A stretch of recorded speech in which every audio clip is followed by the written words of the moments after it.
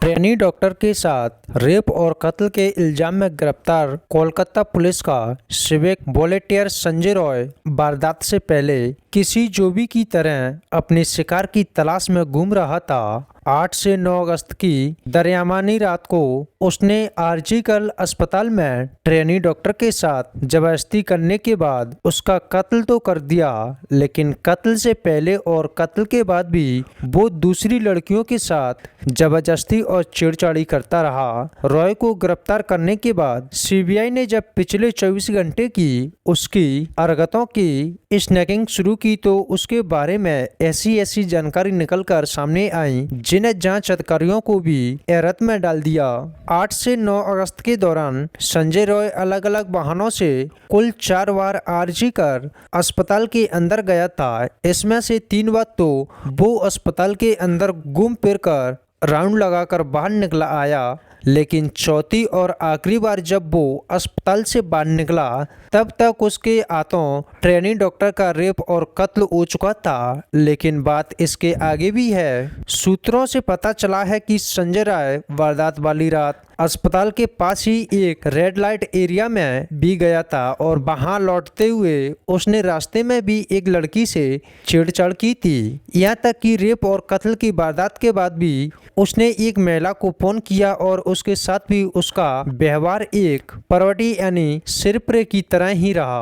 8 अगस्त को आरजीकर अस्पताल में 4 बार चक्कर लगाने के दौरान संजय रॉय एक बार अपने एक और सिविक वॉलेंटियर दोस्त के साथ अस्पताल के अंदर गया। असल में उस वॉलेंटियर दोस्त का एक रिश्तेदार अस्पताल में भर्ती था और रॉय उसी रिश्तेदार को देके जाने के बहाने से अस्पताल में घूम रहा था। सूत्रों से पता चला है कि इस वारदात को अंजाम देने के बाद संजय ने एक महिला को फोन किया जिसे उसने दीदी कहकर संबोधित किया, मगर हकीकत यही है कि उसने इस महिला के साथ भी बदतमीजी से बात की। अस्पताल से वारदात एक सीसीटीवी फुटेज में 8 अगस्त की रात को संजय राय अस्पताल से बाहर निकलता हुआ दिख रहा। छानबीन में पता चला कि रात को अस्पताल से निकलने के बाद अपने एक सिविक वॉलेंटियर दोस्त के साथ पहले सोनागच्ची के रेड लाइट एरिया में गया।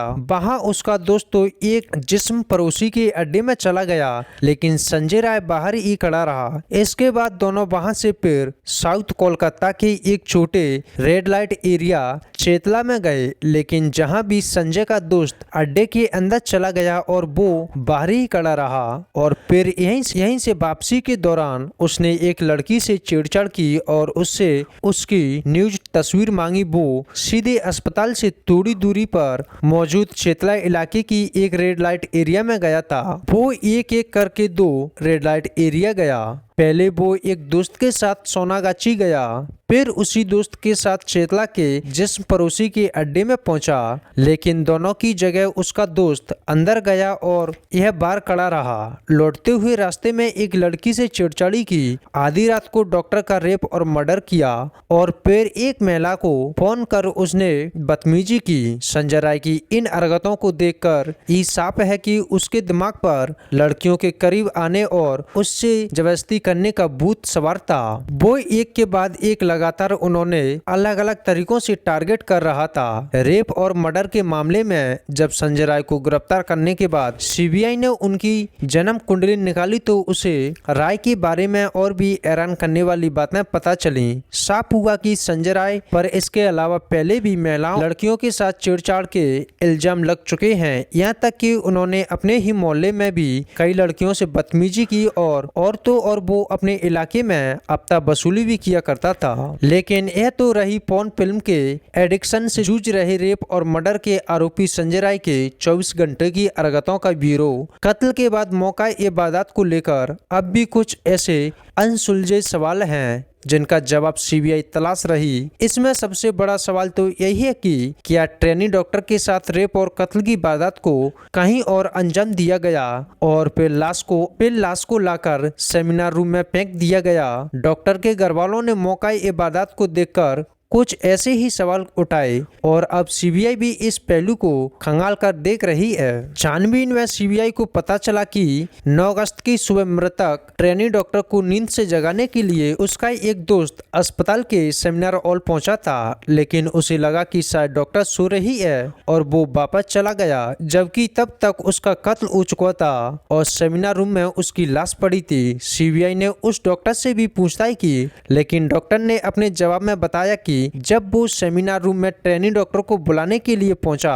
तो उसने देखा कि डॉक्टर अपने सिर पर एक हाथ रखकर नीचे एक मैट्रेस पर लेटी है, जिसे देखकर उसे गुमान हुआ कि शायद वो सो रही है। लेकिन सवाल यह भी है कि जिस तरह से ट्रेनी डॉक्टर की लाश सेमिनार रूम में पड़ी थी, क्या उसे देखकर किसी को ऐसा धोखा भी हो सकता है? तो इसके जवाब में डॉक्टर ने कहा कि लाश के पास ही एक ब्रेंच भी रखी है, जिसके ओट से उसने डॉक्टर को देखा और उसे लगा कि वो सो रही है। यानी यह साफ है कि कत्ल के बाद आरोपी ने पीड़ित डॉक्टर का हाथ इस तरह से उसके सर पर रख दिया जिसे देखकर यह लगे कि वो सो रही है। यानी सीन ऑफ क्राइम को वारदात के बाद अपनी तरह से फेब्रेट करने का भी साजिश की गई और इससे यह सवाल और अहम हो जाता है कि क्या ट्रेनी डॉक्टर की हत्या कहीं और हुई और लाश को सेमिनार रूम में लाकर फेंक दिया। सीन ऑफ क्राइम के मुकायने के बाद कुछ और भी ऐसे सवाल हैं जिसके तहत अब सीबीआई जानने की कोशिश कर रही। सेमिनार रूम में डॉक्टर की लाश पोडियम पर पड़ी थी, नीचे एक मैट्रेस था